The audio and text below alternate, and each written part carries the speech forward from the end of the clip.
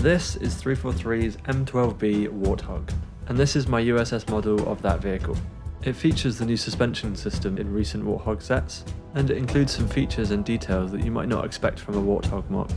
But we'll get to some of that later. I'm Reforger, and let's get into it. So before you start any MOC, you have to at first look at the source material behind what you're building. So yes, I am building the Warthog, but specifically this is the M-12B Warthog. It pretty much exists because once Bungie had left making the Halo games, 343 Industries came in and said, I can do better. This led to them giving us such wonderful and timeless designs such as the G79 Pelican, the M820 Scorpion, and whatever the hell this thing is. After all, why should fans be mad if you take an established and iconic design philosophy and throw it out the window for generic sci-fi? What could possibly go wrong? So I know that was a bit of a tangent, but I think it puts it into context when I say that I actually do quite like this redesign. That's not to say that I prefer it over the original M12 Warthog, but I do like the idea that this might be a slightly different variant with different purposes that are more well suited to maybe other branches of the UNSC. This is how 343 excuses variances in design in the official canon. I personally find it hard to believe because you never see two different designs ever fielded at the same time or even within the same game. Even if they're labelled as different models, sometimes they're just flat out replaced. Just take Halo 2 Anniversary for example. As you start the mission outskirts, you see some Warthogs below you as you're flying overhead in a Pelican. In the original game, they're M12 Warthogs. Then cut to the Anniversary Edition with Blur's amazing cutscenes. And yeah, now they're M12B Warthogs. And it's not just for the cutscenes either, they use that design for the whole game. Come on 343.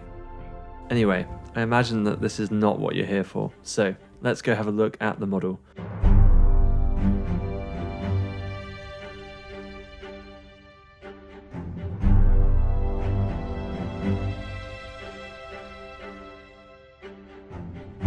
From a features point of view, this has everything that you would really expect. I obviously made use of the brilliant suspension elements that came with the Warthog Rally set. So it has sprung suspension, but unfortunately no steering. It has a liftable steering column to allow for easy figure access, and figures can be placed in the turret and passenger seat as well. And that's pretty much it.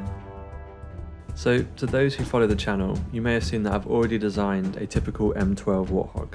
What I didn't want to do with this MOC was just make a small adjustment to my old design. To avoid this, I went and booted up Halo Infinite to try and pick out specific features that made this design unique to the other one. The first and most obvious difference between the two Warthogs is that they have fundamentally different suspension.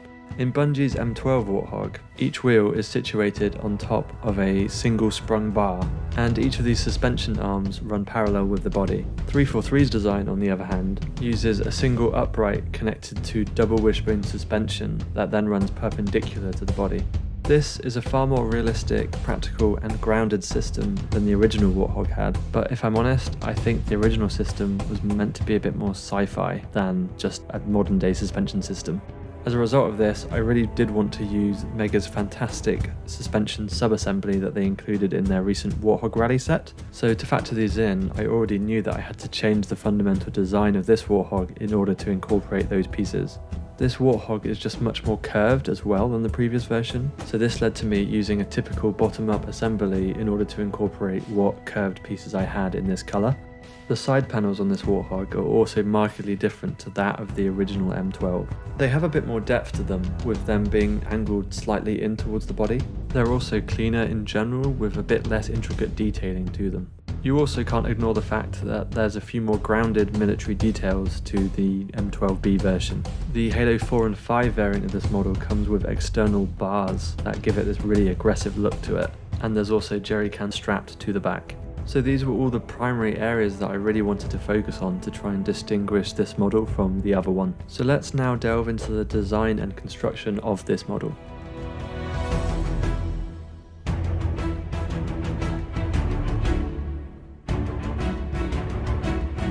The first thing that I had to factor in were these suspension sub-assemblies that I borrowed from Mega. As these pieces are designed to be used in a typical bottom-up construction, that completely ruled out the idea of having any modular rear that you can then swap out like my previous Warthogs. I also found their placement to look a little bit odd during the construction of the Warthog Rally set, so this was fixed by placing them half a stud closer to the body, although that did add a huge amount of design complication to it. I managed to achieve a more accurate look for the side panels by using clips to slightly angle them. These connect to another angle section that also use clips to follow the contours of the body of the vehicle. These angles are held by either using other clips or other sections of bodywork that prevent it from moving out of place.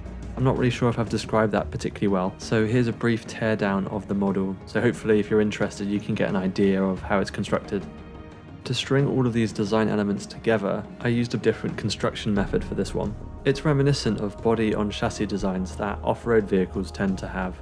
Rather than trying to make all of the elements of this structural, instead, there's kind of a central bar that goes through the middle that is the main structure. These connect the main structural elements together, which are primarily the front and rear wheel assemblies. It then uses snot adapters to ensure that there is absolutely zero breakage in this main structural element. It's off this central structural element that the rear bed, the front hood, and the passenger section are built from. This results in the model being very sturdy for the amount of detail added. Sure, there's little bits and details that can chip off, but in general it's easy to move around. If you move to the underside, you'll find that it is very, very well detailed. The way that the vehicle was constructed really allowed me just to add in an absolute ton of detail to the underside. I find that it really finishes the model off. I don't have too much to say about the construction of the rear bed. It does have a few fragile elements to it, but nothing major. I could have used some more accurate silver bar elements. I added these in this way so that they could be easily removable, on the rear at least.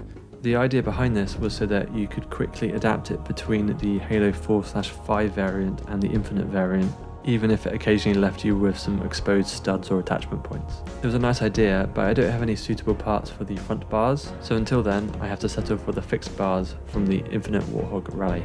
And finally, we have the front hood section. The curved design meant that there's not really a lot you can do other than a typical bottom-up build method. So yeah, it's built fairly conventionally on top of the chassis. The Warthog Rally has this perfect smooth curve piece that I would use in place of the wing parts. But to my knowledge, they've never made it in this colour, so I'm pretty much stuck with having to use this slightly angled wing section. It's a shame, but it is what it is. I think this MOC holds up fairly well against Mega's other M-12B Warthog models.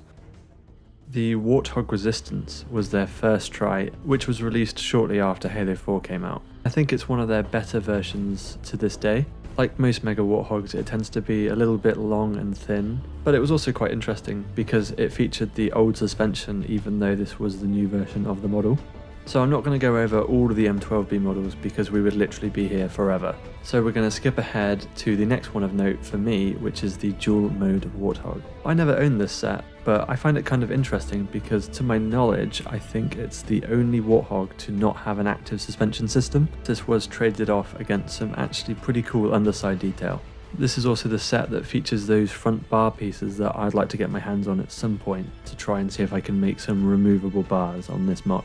Next, I'm going to feature the Warthog Rally set, which I've already mentioned a couple of times in this video. To me, this one's a bit of a tale of two halves. Firstly, the set had an amazing figure selection, and definitely very massable. The general shaping of the rear bed and the front hood looks especially good as well. It had an absolutely huge update with their new suspension system. I cannot commend how awesome these pieces are enough. They look great, they function really well, and the system has been scaled down to be proportionate to the Warthog size. Though I reckon Mega could go even further with this type of piece, along the lines of Mini Technic or something that could allow you to link up functional steering on a model of this scale. For me as a MOC maker, that would just be the dream.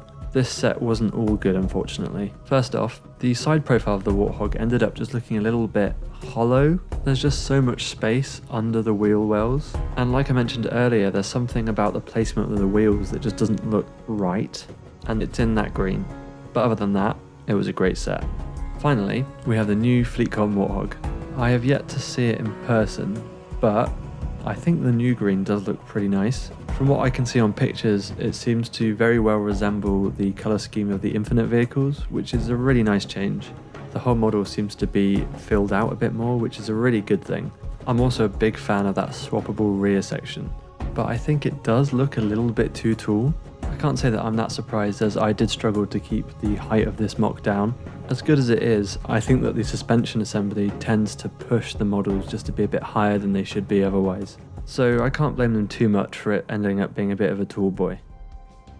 Overall, I've got to say that I'm pretty surprised with how well this actually ended up turning out. Going into it, I thought that I might struggle to differentiate the design from the standard Warthog model. So it's great that it actually turned out the way it did, with its own unique, distinct design. My favourite part of the design has got to be the side panelling that I managed to get away with. I wasn't too sure about how well I'll be able to represent that part of the design. So yeah, I'm really happy that it ended up looking so good.